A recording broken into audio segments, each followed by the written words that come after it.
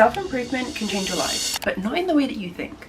I discovered self-help as a lonely but hard-working 19-year-old. I was studying to be a doctor, but I always knew that I wanted more from life. But I didn't know exactly what. Did I want to start a business? I don't know, but I wanted to be successful. The best tip, hands down, I've ever gotten. If there's one thing that you need to learn right now. Are you a lazy piece of shit and don't know how to build discipline and stay productive? If you want to elevate your life, if you are ready for your glow up, this is the video for you. I saw the motivational videos, the that girl content, the how I built my dream life videos, and because I didn't know exactly what I wanted, I adopted other people's dreams as my own. I followed other people blindly thinking that self-help can fix my problems, until I found myself 3 years into my journey with more accomplishments than I ever thought I could ever have. Yet I didn't feel accomplished. Nothing ever felt like it was worth celebrating. It always felt like there was more to achieve and more to do. Even though I was working hard, it never felt like I was working hard enough. And maybe you feel the same. Maybe you find yourself asking things like, why don't I ever feel good enough? Why do I always set new goals immediately after achieving old ones? Well, that's because self-help has limitations and it can't always help you.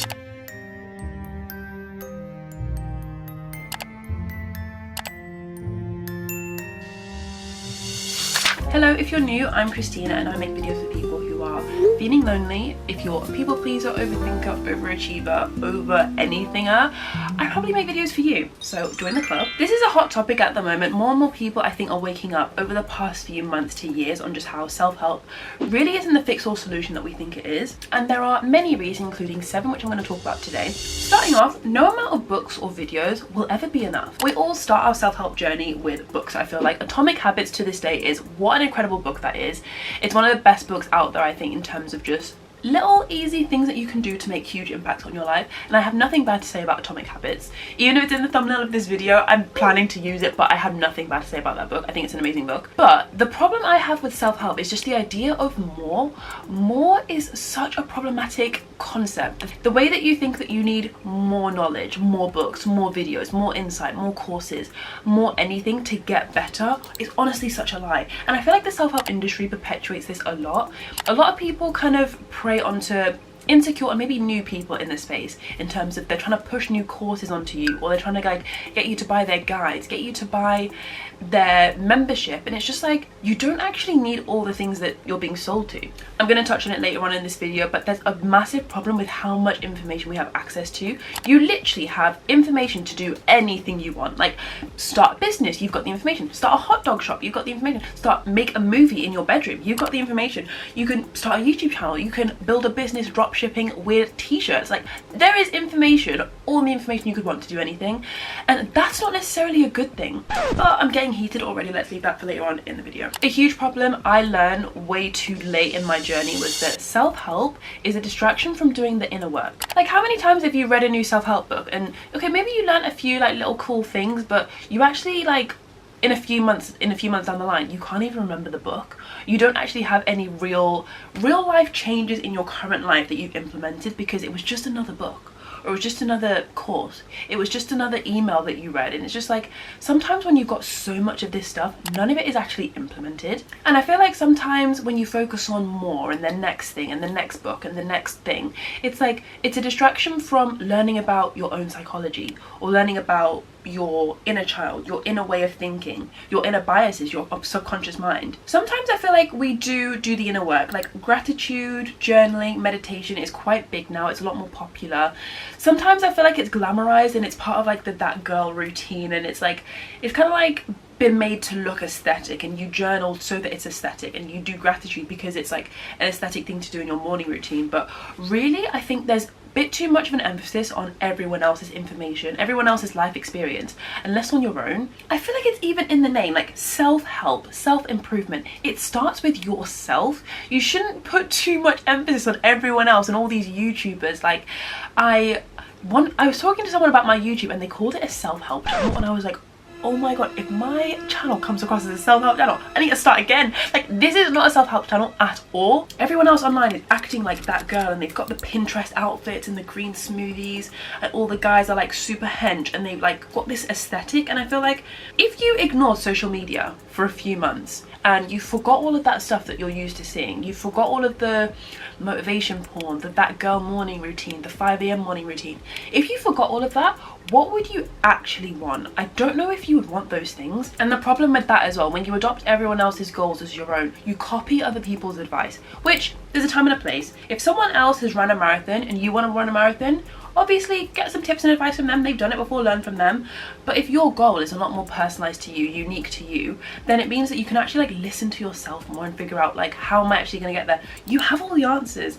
The amount of information we have and the amount of information that we've consumed, I know I've consumed as well. I've read so many self-help books over the past few years. Like, you don't need to read another one to get all the information that you need. That's just, I feel like, part of the industry as a whole. They want you to think that you need to read another book, but really you don't. In my notes, I've written some good points. So I said, inner work trumps everything else. Your lack of inner work was the reason why you started self-help in the first place. Don't go looking on the outside for what you actually have on the inside. You might be thinking like, oh, I don't have all the answers. I literally don't know anything. I need to read another book. I don't know how I feel. That is part of the problem. I feel like sometimes when you consume too much, you lose yourself in the process. Like, you're so used to like consuming, reading, watching TikToks, watching YouTube. You actually don't give yourself the space to like figure out who you are. Like, what is your personality? What do you actually like? Like, who am I on the inside? Like, do you know what I mean? If you consume too much, you forget who you are, you lose yourself. Self-improvement has no space for individuality. Everyone is probably telling you, you need to wake up at 5 a.m. You need to journal. You need to strength train. You need to be vegan. You need to eat meat. You need to drink 3 liters of water every day. You need to get a Stanley Cup. Like, there is so many rules. And what I don't like about this is that we are all literally so different. It's so cliche, but like, we are so individual that following some girl's video or some guy's video that has 100,000 views, and okay, this is a viral video, like this worked for them, like I need to do this, that works for them. Like, if you take the views away and the credibility that they have, they are literally just a person posting a random video. Do not weight their expertise too much. And the reason why you shouldn't weight their expertise too much is because literally contradicting advice can both be very good advice. What I mean by that is, if someone says like, for the gym, like I literally never go to the gym, but anyway, cardio is great for you. Cardio helps you get really healthy. It's good for your heart. It's good for weight loss, blah, blah, blah. Like, someone else might say like, no, strength training. Strength training is the thing. You need to lift heavy weights. Like, both of those are very true. Both are very good for you. Both can help you be healthy. Both can help you lose weight. Like, both are good. Contradicting advice can be very good. Do not take one person's like advice online as like, this is Bible, I need to do this. One thing about optimizing for productivity is that sometimes you aren't in control of your life. I feel like if you try and make your to-do list the thing that controls your day, you're not in control of your day. If you manage to only tick off like 2 things out of 5, you're gonna feel terrible about yourself. Your mood's gonna go down. You're gonna be demotivated. You're gonna feel like, oh, I'm not good enough. Another day where I only did like less than half of my to-do list. Whereas if you were more in control, the to-do list is like a secondary thing. It's honestly just like an accessory on the side of your day, but you're actually in control. What is the super like most prioritized thing? Like, what actually needs to be done today? A lot of the time with to-do lists, I don't know who else can agree, but like, you just throw everything on there, like stuff that could be done in a month's time, stuff that could be done in a week's time, but I just put it all on today, and I'm like, this does not need to be done now. Be super mindful of what's controlling your day and steering your day and your structure of what you're doing, because that's the thing that's going to be in control of your mood and your well-being and how you feel. Main takeaway: productivity is not a measure of a good day. You can have an amazing day and be not productive, and you can have a very productive day but feel terrible about yourself. Like, productivity does not need to be the measure of how good your days are. It's just not a good measure at all. I feel like what a better measure is, I've started doing this with my mum, is I'll ask her like, would I repeat this day that I've had? Do I like how it's gone? Like, was it so good of a day that I would repeat it tomorrow? If the answer is no, then you need to kind of like have a look what parts you wouldn't repeat, like what parts weren't as good, and you kind of look back on and you're like, I didn't actually like that part of the day. I didn't like who I spent time with. I didn't like how much time I spent doing this. I didn't like the fact that I had to rush so much and I never felt like I could take things slow. Would you repeat this day? That is something that I've started to do now, and I feel like the more and more I ask myself that and adjust my following day accordingly. Self-improvement can sometimes stop you from thinking for yourself. Something that's discussed a lot in the self-help space are things like time management, productivity, discipline, habits, your weight and health and lifestyle, your appearance, confidence, all these very important things. But something that is not spoken about enough is intuition.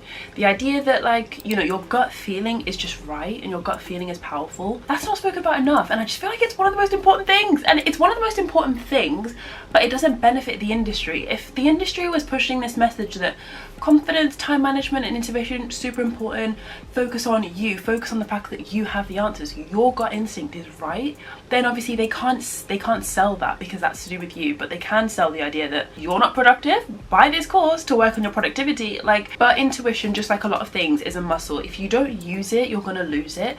Like, if you don't think for yourself, you won't be able to trust your gut instinct, because it's just not there, it's not strong. Self-improvement pushes the idea that everyone else has the answer and you don't. Don't trust your gut, don't think for yourself, just read the next book, follow the next person, watch their videos.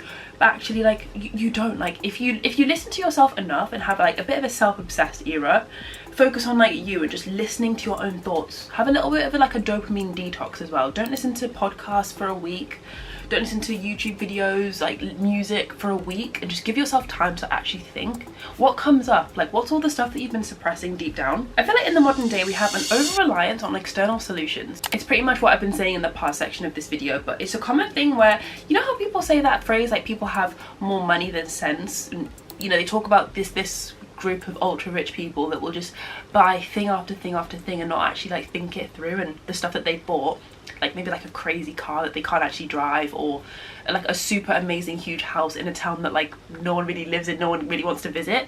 Like, they obviously are demonstrating this over-reliance on external solutions in a money sense, but a lot of us are exercising this same problem, an over-reliance on external solutions, but in just like a time sense. We have the time to focus on ourselves and our own inner thoughts and explore how we feel, explore our psychology, but we're actually over-relying our time and using the time resource rather than the money resource on other people's courses, other people's podcasts, other people's Instagram stories. Like, we're relying too much on getting our sense of self and identity from other people rather than ourselves. One of the biggest problems with this industry, I think, is just with the amount of information that's out there. It's, I guess, a blessing and a curse. Blessing because if you're new, like a fresh, like 17-year-old, 18-year-old just got starting on self-help, how amazing is it, like the amount of resource that you have? Like, it's genuinely amazing. And I would still encourage people to start their self-help journey, because the habits that you learn, the discipline that you learn, it's all amazing. And just even simple things like getting into the habit of like learning how to fix problems. Like, if you feel insecure and not confident, there are so many things able to help you with that. It's a good habit to be like resourceful and know how to solve a problem for yourself. But one of the curses with that is that you can just feel stuck and feel like you don't even know what to do because you just know so much. Information isn't the key to reaching all of your goals. It's just literally not. Like, information isn't the key to reaching all your goals, because there is so much information out there. You probably know everything you need to know about how to achieve your goal, whatever goal it is. Like, if it was a goal to, like, for example, get into med school like I did, like, after someone has watched maybe 5-10 videos, you literally know everything you need to know. Like, it's not rocket science. If someone wants to work on their confidence, they're really insecure, shy, feeling like insecure about their appearance, if you read literally, like, I would even go as far as to say like 1 book on confidence, at a push 2 books on confidence, you literally know more than enough that you need to know to become more confident. It's the same with like money habits. If you read a couple of books, 2, 3, at a push 4 books, I feel like you know more than enough than what you need to achieve your goal. Information isn't the key and it isn't the sole factor to achieving your goals. It's literally other things like action. And some people prey on this a bit too much, and I feel like some parts of the self-help world that get a bit like toxic lean into the action bit a bit too much.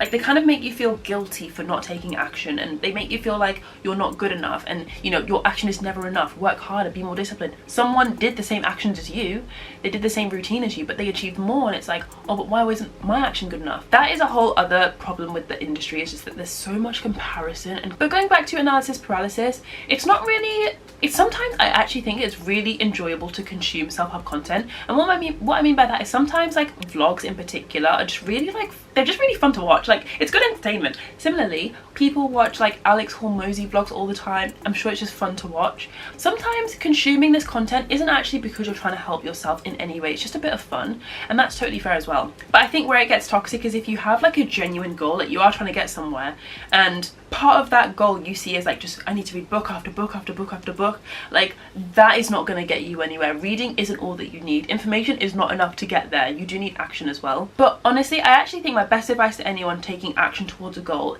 is to not actually like engage with people online who are getting there as well or trying to work towards that goal, because if you're susceptible to comparison, and just as you're on that way to that North Star, everyone else that you follow online is on that way to that North Star, you're going to compare. And that's going to be one of the more toxic parts of your journey. It's just the fact that yes, you are making progress towards it. You might not see it yourself, but you're making good progress towards that goal. But because you're comparing yourself to everyone else, you don't feel like it's good enough. And maybe you quit halfway across the journey because you just felt like someone's done it for way less time than me, but they're way further along. Or someone's way younger than me and they're just as far. Like, how come I'm way older and I've learned this too late? Like, some more wisdom from my notes, I put things like, you can reach all your goals with half of the information that you have. The information isn't the point. Your awareness of the fact that there's more information to consume is making you focus on the wrong things. That is decision fatigue. Self-help keeps you in the past or in the future. I'm sure we've all seen that quote that says, if you're living in the past, you're going to feel depressed, but if you're living in the future, you're going to feel anxious. That is so true. I'm sure to some extent we've all felt some of both of those things. Like, you've got a test you're nervous about in the future, so you're anxious, or you feel like the achievement that you had back in the day, like that was a huge achievement, how are you going to top that, how am I going to get better than that, so you get a bit depressed. I feel like all of us that have had a bit of a negative time in our self-help journey, it's either going to be because of the past or because of the future. You're fixating too much on something that you did before, good or bad, or you're worried like a lot about your goals and how you're going to achieve them, when you're going to achieve them, if they're going to be achieved. Like, for most of us, I'm sure the reason why we've kind of like given up or had enough of the self-help stuff or realized how toxic it is and had our eyes opened is because you just don't feel good enough sometimes. Sometimes it just feels like things that you're doing aren't enough, and it's literally because of, I'm going to blame it on social media again. I do this in all my videos, but social media can make you feel like you're fighting for your life, waking up early, doing the hardest work you can possibly do, be productive, and it's just not enough because someone else is doing more, someone else is doing it, and they're making it look easy. You're trying so hard not to compare, but it's just so hard not to when obviously you follow all these people to keep you motivated, to keep you on the right track, keep you accountable, but as a byproduct you're comparing yourself to them and you're just looking at your life and looking at theirs, and it's just like, oh, this isn't good enough. The last reason why self-help can't help you is because you don't accept yourself and you can't celebrate yourself. This is literally me, and I'm working so hard on this, and I feel like there's some deep psychology beneath all of this, but I made a video in the past about how I literally hate birthdays. Like, celebrating my birthday and being center of attention for a whole day is just a lot to handle. And I don't know if that has anything to do with the self-improvement industry community, but I do think sometimes when you're constantly focused on goals, you literally don't even realize or take a step back to see how far you've come. Nothing in your life will ever feel good enough if you're just constantly setting goals. Like, I'm going to repeat that because I feel like it's so true. Nothing in your life will ever feel good enough if you're just constantly setting goals. Nothing will ever feel good enough. I feel like goals sometimes are just an escapism from an insecurity. Sometimes when you're an insecure person and you just need an escape to feel like, I can be good enough, I am good enough, you set a goal. And it's a believable goal, you'll know that you'll get there. Take me for example, when it was like, you know, I feel terrible in school, I have no friends, I feel so lonely. Okay, well, I'm gonna get into med school, I'm gonna become a doctor, I'm gonna have this really cool prestigious career. That was my goal, and that was what I was using to help me escape feeling insecure. All the negative things I was going through on a day-to-day, I thought, I can escape this and I will escape this when I get to that goal. And I'm sure it comes to no surprise, I got in and I felt exactly the same because I hadn't changed. It was just the goal that had changed, or the goal had now been achieved. But it just goes to show, if you can't celebrate what you have right here, right now, or at least focus on the positive, the small tiny moments in your day that are actually like positive and you are actually grateful for, if you can't amplify those and focus on those, then you're not going to feel good when you have the goal. You just literally won't. You have to romanticize your life. To me, romanticizing your life just means appreciating the little moments. Like, if you get a moment to your day, like 5 minutes to have like a coffee or a hot chocolate, or you get 5 minutes of your day away from your phone to read a book that's like fiction, something fun and enjoyable, something that's not putting too much pressure on yourself. If you get an hour to spend with friends and genuinely talk about fun stuff, if you get an hour to yourself to go on like some solo time, you go to watch a movie, you go to the park, like, you have to cherish those moments where you just genuinely are enjoying yourself, away from social media, away from your phone, just doing things that like actually just make you feel like super happy inside and like a kid again. Because like it says, this chapter, you know, if you don't accept yourself, you can't celebrate yourself. A goal will not make you accept distract yourself. A goal will not make you celebrate yourself. I'll never forget the day that I hit 100k on TikTok. I just felt exactly the same. I did not jump up. I was literally sat there. I was sat in my bed and I was like on my phone and I was just like, oh, like I refreshed it and it was like 100 and I was like, I was definitely stunned. I was like in shock. I was like, oh, it actually happened. And I feel like the more and more you expect that, oh my god, the more and more of an anticlimax you're gonna have. Like, do not put all of your happiness over there on the goal. You are gonna have the biggest anticlimax you can ever imagine.